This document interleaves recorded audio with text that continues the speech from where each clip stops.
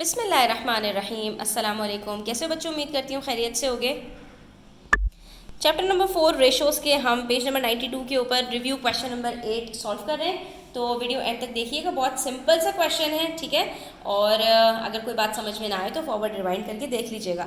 यहाँ पर हमसे कह रहे हैं the ratio of the number of peoples in class 6A to the number of peoples in class 6B is 9:8, ठीक है। दो क्लासेस हैं, यहाँ पर दो सेक्शन दिए हुए हैं, एक 6A और 6B, और दोनों के नंबर ऑफ यूनिट्स यानी रेशो हमें बता दिया है। There are 36 peoples in class 6A।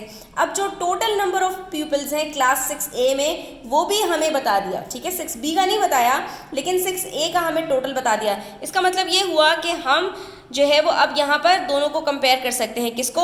6A के यूनिट्स को 6A के प्यूपल से, क्योंकि जब हमारे पास किसी भी सर्टेन चीज़ की नंबर ऑफ यूनिट्स यानी रेशो और total number of the amount, total amount अगर किसी चीज़ का गिवन होता है तो हम उन दोनों चीज़ों को आमने सामने रख के कंपेयर कर लेते हैं, ठीक है। अब आपसे सवाल ये पूछ रहे हैं how many peoples are there in class 6A and 6B all together.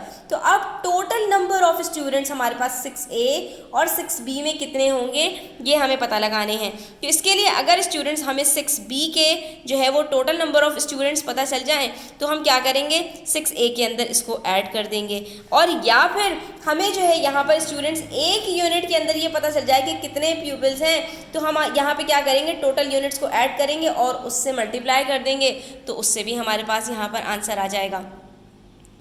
अब यहाँ पर हमने क्या किया कि जो जो चीज़ें हमें गिवन थी या रिक्वायर्ड थी वो हमने लिख ली, ठीक है।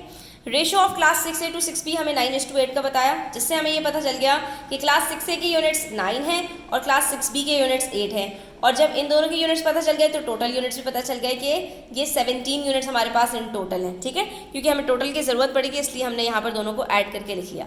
उसके बाद हमें इन्होंने बताया कि टोटल प्यूपल्स इन 6A कितने हैं, 36 हैं, लेकिन total people's in 6A and 6B हमसे इन्होंने पूछे हैं। तो अब यहाँ पर स्टूडेंट्स, क्योंकि हमें 6A की टोटल इन्फॉर्मेशन दी हुई है, तो हम यहाँ पर क्या कहेंगे स्टूडेंट्स कि हमारे पास जो units of 6A is equals to 9 है वो बराबर है 36 प्यूपल्स के, ठीक है। तो इससे हमारे पास क्या होगा कि हमारे पास एक यूनिट में कितने बच्चे हैं वो हमें पता चल जाएंगे।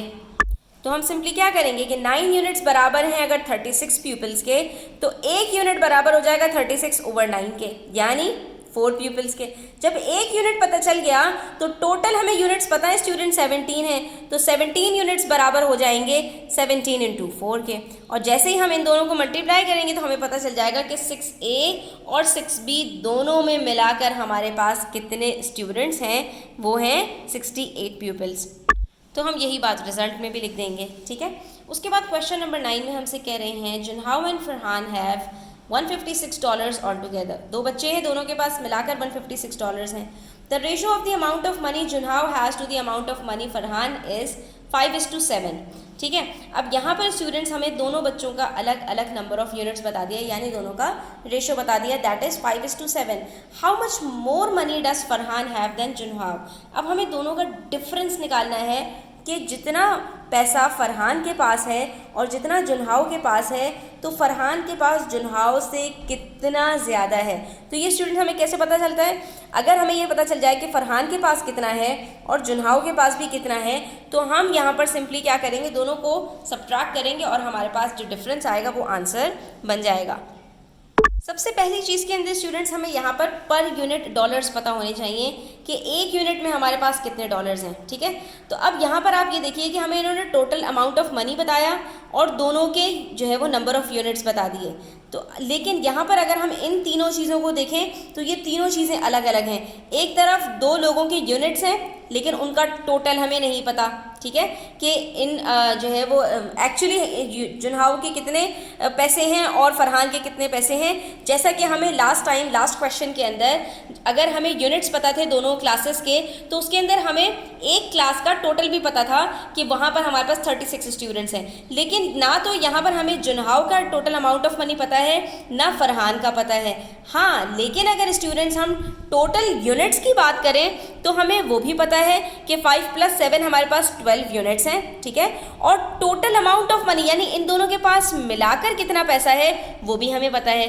तो अगर हम इन दोनों को एक दूसरे के साथ आमने सामने रख देंगे तो इससे हमें number of units in terms of money पता चल जाएंगे। क्यों? क्योंकि 12 यूनिट्स बराबर हैं $156 के। तो एक यूनिट में हमारे पास कितने डॉलर्स होंगे?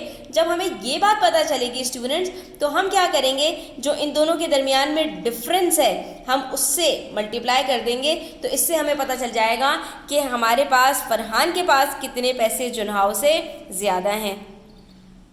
अब यहाँ देखिए हमें ये पता चल गया कि एक यूनिट हमारे पास $13 के बराबर है।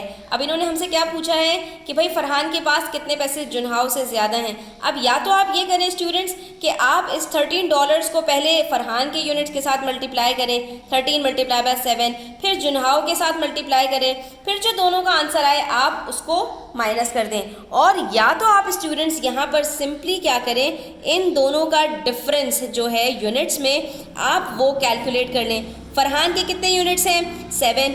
जुनहाव के कितने यूनिट्स हैं? 5। तो अगर हमारे पास यहाँ पर जो डिफरेंस है वो 2 यूनिट्स है, तो इसका मतलब है कि जो इन टर्म्स ऑफ मनी उनका जो डिफरेंस होगा वो भी 2 यूनिट्स मल्टीप्लाई बाय $13 हो जाएगा। इसका मतलब क्या हुआ कि हमारे पास जो क्या नाम है दोनों का डिफरेंस आ रहा है वो $26 का है। तो फरहान के पास जुनहाव से $26 ज़्यादा हैं। हमने इसलिए इस तरह किया ताकि हमारे पास एक ही स्टेप के अंदर आंसर आ जाए। और अगर आप दोनों को अलग अलग पहले जो है वो कैलकुलेट करते टोटल दोनों का और फिर सब्ट्रैक्ट करते तो भी आपके पास आंसर $26 ही आता।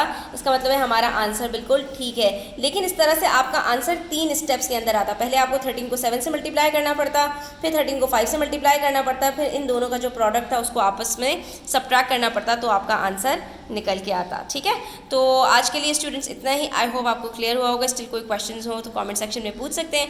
Thanks for watching the video till the end. Please hit the like button. Take care. Allah हाफिज़।